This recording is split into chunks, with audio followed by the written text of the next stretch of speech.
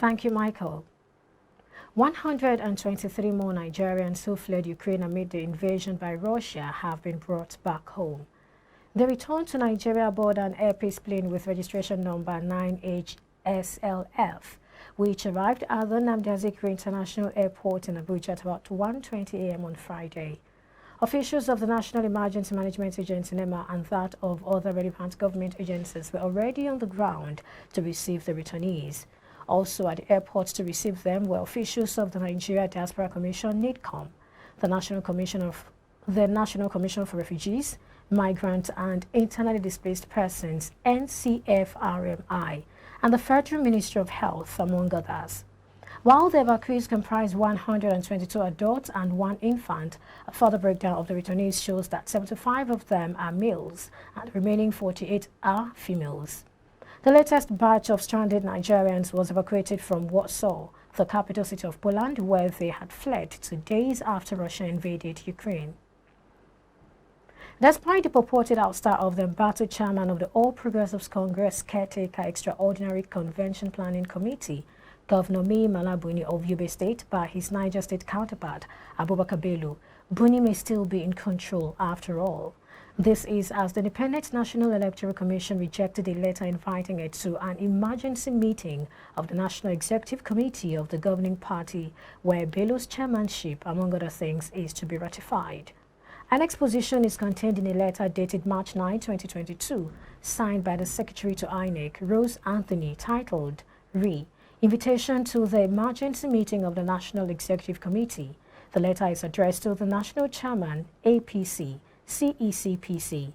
The Commission informed the CECPC that the letter of invitation was not signed by the National Chairman and National Secretary of the CECPC, Buni and Dr. John Akpano-Duadehe, respectively. It said this was contrary to the provision of Article 1.1.3 of the Commission's Regulations and Guidelines for Political Party Operations 2018. Faulting the letter further, INEC reminded the signatories to the letter that of the provision in Section 82, subsection 1 of the Electoral Act 2022, which requires at least 21 days notice of any convention, congress, conference, or meeting convened for the purpose of merger and electing members of its executive committees, other governing bodies, or nominating candidates for an elective office. It therefore urged the APC to note the issues raised and ensure immediate compliance. The Economic and Financial Crimes Commission, EFCC, has applied to Justice Inyang Ekwo of the Federal High Court, Abuja, seeking transfer of the retrial of a former governor of Abia State, Orji Uzokalu, and 2 others over an alleged 7.1 billion naira fraud to its Lagos division. Counsel to the EFCC, Oluwaleke Atolagbe, brought the application pursuant to Sections 18, 19, 22, and 45 of the Federal High Court Act 2010 and Section 93 of the Administration of Criminal Justice Act 2015. By the application, the EFCC wants an order transferring the case with charge number to the Lagos division of the court. Atolagbe asked his application on 5 grounds, among which are that the Abuja division of the court lacked the requisite territorial jurisdiction to hear the defendants in the instant charge. At a resumed sitting on Thursday, Justice Ekwo said he would not be able to take the application in view of the approaching Easter holidays. Consequently, the court has fixed May 17, 2022 for hearing and determination of the application. The House of Representatives has urged the Nigerian Army, the police and other security agencies to ensure the enforcement of the proscription order as published in the official Gazette 108, which declared the activities of bandits and such groups as terrorists. As contained in Volume 108 of the Federal Republic of Nigeria Official Gazette titled Terrorism Prevention Proscription Order Notice 2021, the federal government had officially proscribed bandit groups in Nigeria as terrorists. Owing to this, the House mandated the security agencies to rise up and stem the rising killings of innocent persons across Benue communities, especially those bordering Nasarawa State. It urged NEMA and the Minister of Humanitarian Affairs to send relief material to those in the affected areas who had been displaced. Health Minister Dr. Osage Hanire says the federal government will continue to support efforts at fortifying foods with micronutrients. Hanire made this known during the 4th annual Nigerian Food Processors and Nutrition Leadership Forum on Thursday in Lagos. The forum was organized by the Aliko Dangote Foundation, the Bill and Melinda Gates Foundation. The fortification is the process of adding key vitamins and minerals that are essential for good health to staple foods like edible oil, wheat flour, and sugar. Following the crisis engulfing the National Union of Road Transport Workers Union in Lagos State, the governor, Babajide Sanwo-Olu's government, has suspended the activities of the union from all parks and garages with immediate effect. The Commissioner for Information and Strategy, Gbenga Omotosho, made this known in a statement late Thursday.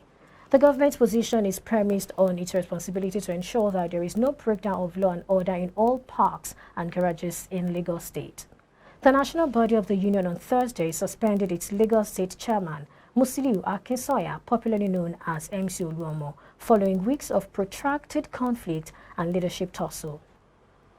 Following the suspension of the Lagos State chairman of the National Union of Road Transport Workers, Musiliu Akinsoya, also known as MC Oluomo, the State Commissioner of Police, Abiodun Alabi, has deployed policemen in various parts of the state, including motor parks, to forestall a possible breakdown of law and order.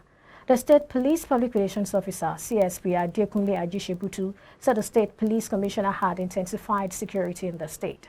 According to him, the CP has given directives to all area commanders, divisional police officers, and patrol commanders to ensure intensive patrol of every part of the state, including motor parks, to forestall a possible breakdown of law and order.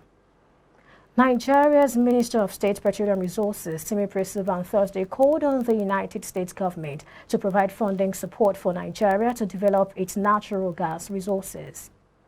The call by Silva is coming on the heels of the Russian war with Ukraine, which currently threatens the disruption of gas supplies from Russia to the entire European continent.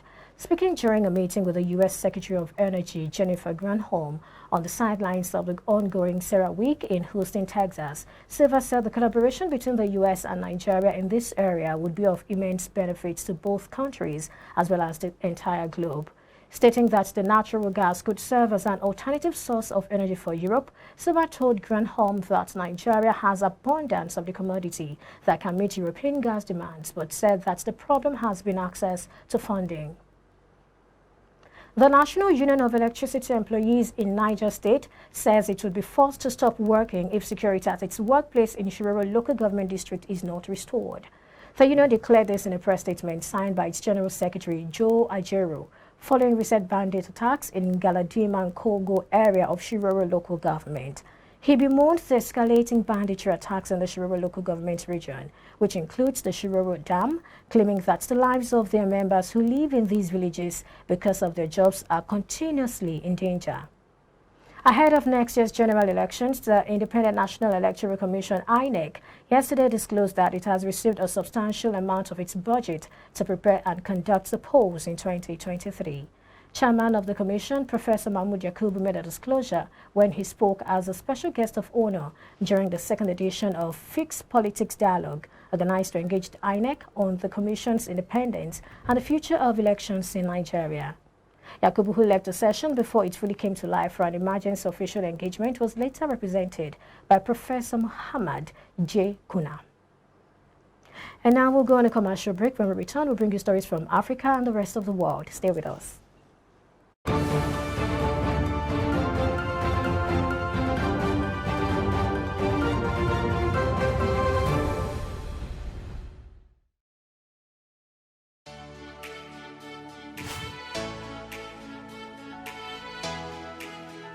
Most people don't understand the magic of a perfect skin, the allure of a well-pampered skin.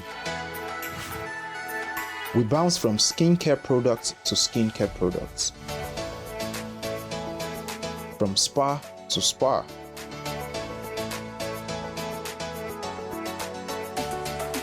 Looking for that ideal solution.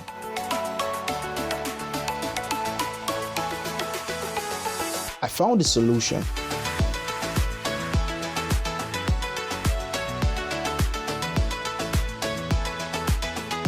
And it's Blemiville Skincare and Spa. My name is Neil, and I'm proud to be a part of the Blemiville family.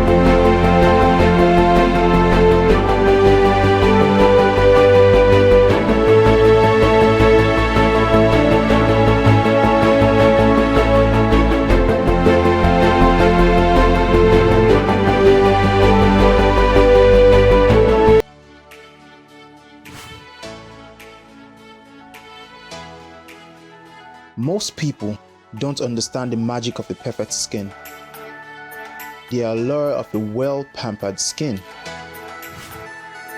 We bounce from skincare products to skincare products, from spa to spa.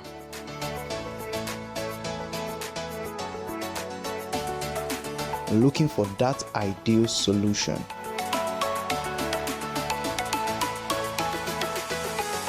I found the solution.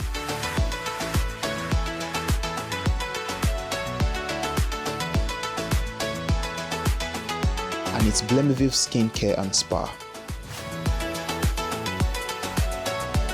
My name is Neil, and I'm proud to be a part of the Blemeviv family.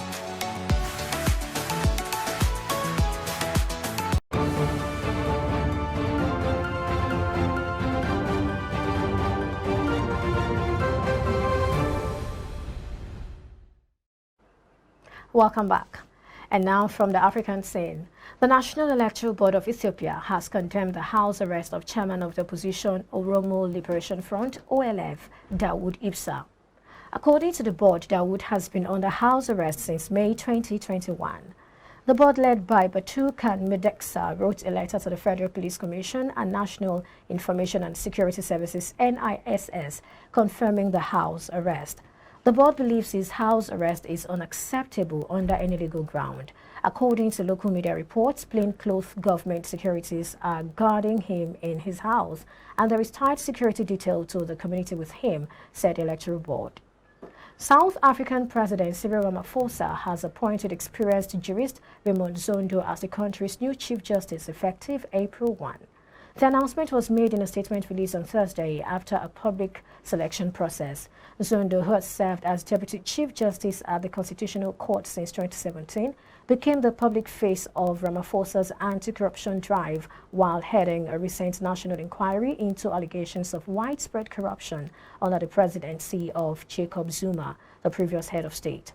Last year, the country's highest constitutional court sentenced Zuma to 15 months imprisonment after he failed to appear at the Zondo corruption inquiry, despite being instructed to do so. And from the foreign scene, Russian President Vladimir Putin gave the green light on Friday for up to 16,000 volunteers from the Middle East to be deployed alongside Russian-backed rebels to fight in Ukraine, doubling down an invasion that the West says has been losing momentum. The move, just over 2 weeks since Putin ordered the invasion, allows Russia to deploy battle-hardened mercenaries from conflicts such as Syria without risking additional Russian military casualties.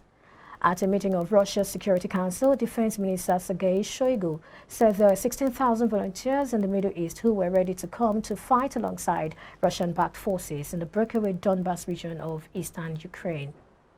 Russian forces invading Ukraine have killed more Ukrainian civilians than soldiers, Defense Minister Oleksiy Reznikov said on Friday.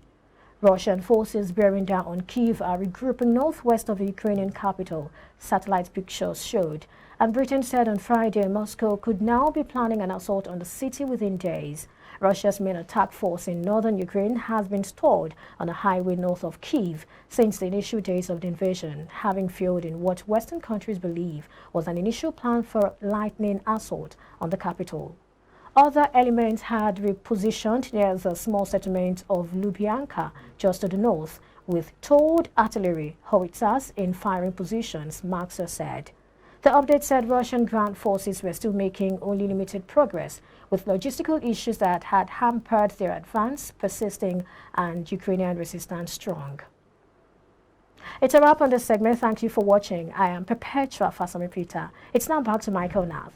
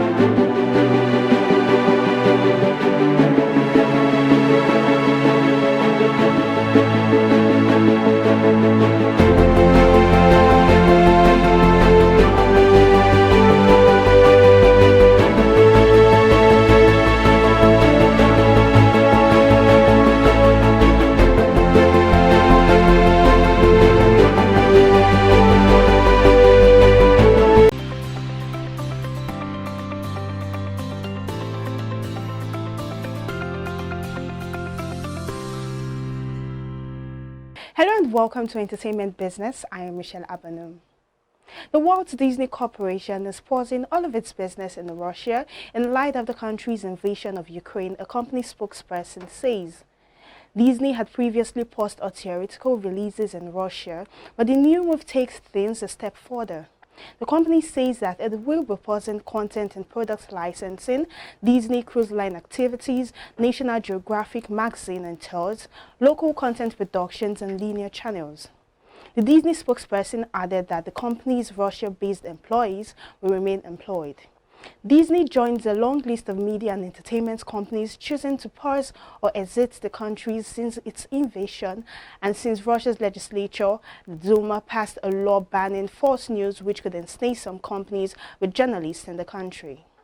Away from that, U.S. actor Jussie Smollett has been sentenced to 150 days in jail after a jury found he lied to the police about being the victim of a hate crime. The former Empire star 39 was found guilty in December of 5 charges of felony disorderly conduct after making false reports about the Hawks attack. The sentence also includes 30 months of probation and $155,000 in restitution and fines. Authorities opened an investigation, but in February of that year, police charged Smollett with filing a false police report alleging he had staged the assault. At trial last year, a jury of 6 men and 6 women heard from brothers Abimbola Olabinjo Osundaru, who testified Smollett paid them to orchestrate the attack and paid them $3,500 to carry it out. Smollett faced up to 3 years in prison for each of the 5 counts. The first 150 days of his probation will be sent in custody beginning immediately. And that's it on Entertainment Business. I am Michelle Abanu.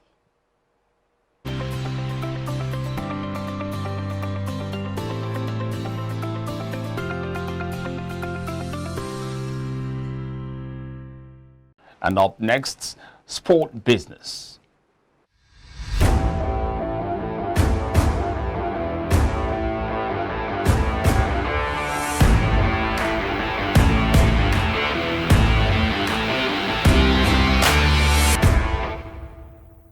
Olympic Lyon shareholders Pathé and IDG Capital have confirmed that they are exploring the possibility of selling their stakes in the French club Football Club. The pair have appointed merchant bank Rain Group to manage the potential sale to the highest bidder. Film production company Pathé holds a 19.36% share in the Ligue 1 club, while investment firm IDG owns a 19.85% stake. Lyon president Jean-Michel Aulas owns 29.7% of the club through his Honest Holding Company, while the remaining 33.07% of capital belongs to other investors. The news comes amid a slump in Lyon's finances. The club's most recent financial report of the 2020-2021 season showed that the club's revenue fell to €177.4 million, a 35% drop compared to the previous year, which contributed to a loss of €107 million. As still talking sports business at this hour, the Italian Football Federation has confirmed that German sportswear Adidas will replace Puma as the kit supplier of Italy's national soccer teams from 2023. In addition to the Italian men, women's and youth teams, the long-term sponsorship deal also covers the federation's futsal, beach soccer and esports outfits. The financial terms of the agreement were not made public, but it is reportedly a 4-year deal worth €35 million annually. Italian Football Federation President Gabriele Gravina described the deal as a source of great pride for the national governing body. The deal ends the Italian national side's long-running association with Puma, another German brand which has supplied the team's kits since 2008. Puma is paying €20 million a year under its current deal, and the company will supply Italy's kits for the FIFA 2022 Qatar World Cup should the European champions qualify before Adidas takes over next year. And finally, on sports business at this hour, Adidas is forecasting double-digit growth for the financial year as the German sportswear company recovers from the global pandemic and delivers a strong pipeline of products. Sales are projected to increase between 11% and 13%, while net income is projected to grow to between $2 billion and $2.1 billion. The company is planning a new share buyback program of up to $1.7 billion from its sale of Reebok. Adidas generated $23.3 billion in revenue in fiscal year 2021, a 15% increase compared to 2020. The company reported increased sales across all market segments in 2021 despite COVID-related restrictions, market difficulties in Asia, and industry-wide supply chain constraints. Earlier this week, Adidas said it is temporarily shutting down operations in Russia and suspending all line sales in the country in response to Russia's recent invasion of Ukraine. The company operates approximately 500 stores in Russia and is putting roughly $274 million of revenue, which is half of its business from Russia and the CIS region, at risk due to the decision. And that's it on Sports Business. I'm Samson Oleide.